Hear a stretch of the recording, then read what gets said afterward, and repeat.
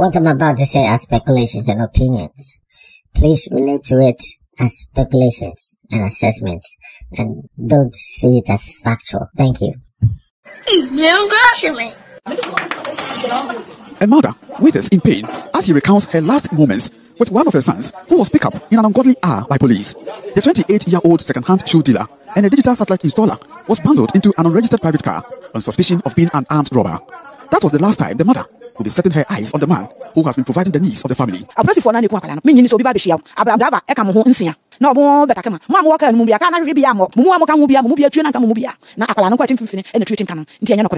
Inside the Kasajan home of Albert Akwesidonko, there is an unsettling scene of clothes and other personal items strewn about in one of the rooms. The police team ransacked Albert's room in search of evidence to incriminate him.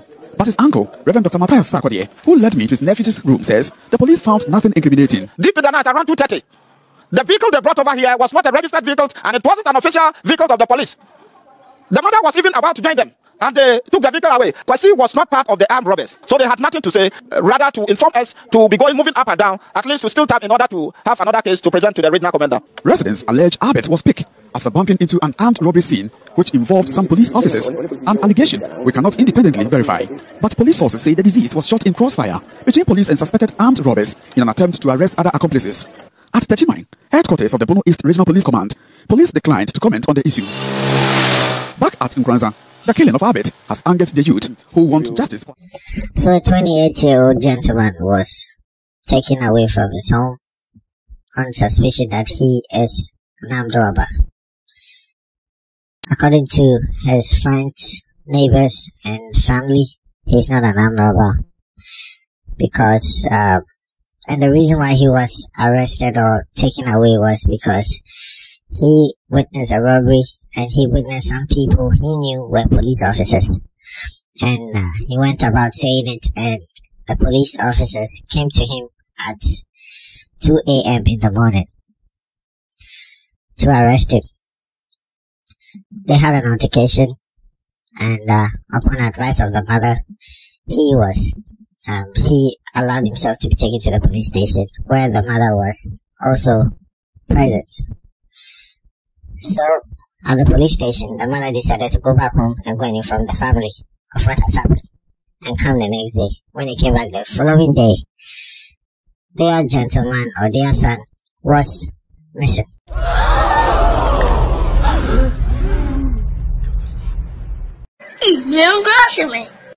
For 2 weeks, they were being played like ping pong by the police service, claiming that the gentleman was transferred to another prison cells, and for 2 weeks they didn't know the whereabouts of their son. So they just found out that the gentleman is dead after 2 weeks. Aww. And the police officers claim that the guy confessed that he is a robbery. He's part of the robbery, which I don't believe personally. And he was going to show the police officers where their hideout was, and he got caught in the crossfire and he died. Aww. That is what the police are saying. And through their social media posts and memos, they are trying to make this guy look like they're trying to make him look like a suspect to the robbery. You are fake news. And there's no record of the guy's confession. There's no record on tape. The guy confessing to the crime, which is also questionable. And the funny thing about it is that there's a same pattern where which happened this same year, where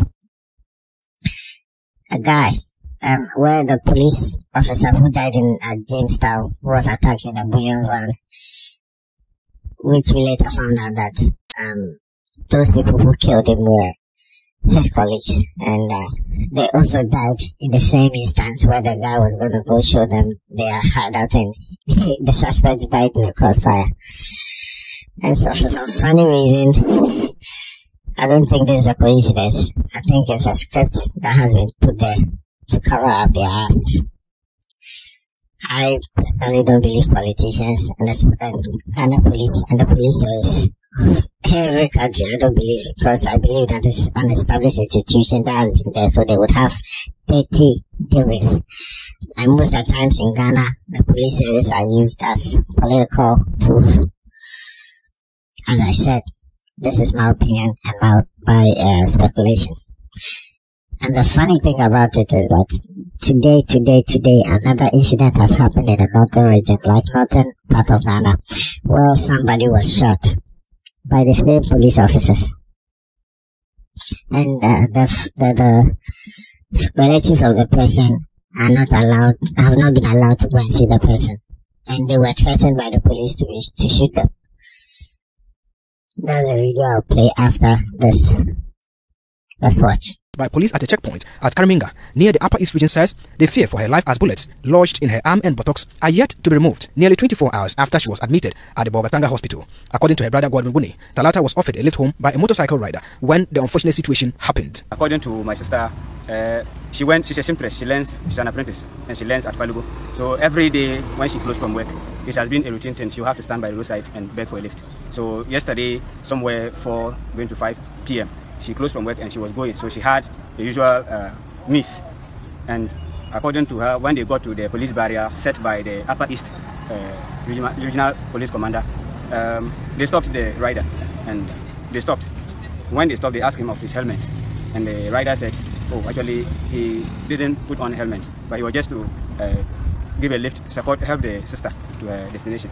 So while he was talking, they were by their gates, and he tried to move, and the police personnel said, if you move, I'll shoot you. He says medical treatment for his sister has been rather slow since she was admitted at the hospital on Tuesday evening. Currently, they haven't been able to remove the bullet. The bullet are still in her body. According to the doctor himself, I was there in the x-ray, and when he saw the samples, he said if she was bleeding, they would have called for surgery. But since it's not bleeding much, there wouldn't be any surgery, but there's some medicine that they can put her on to manage or maybe not worry her.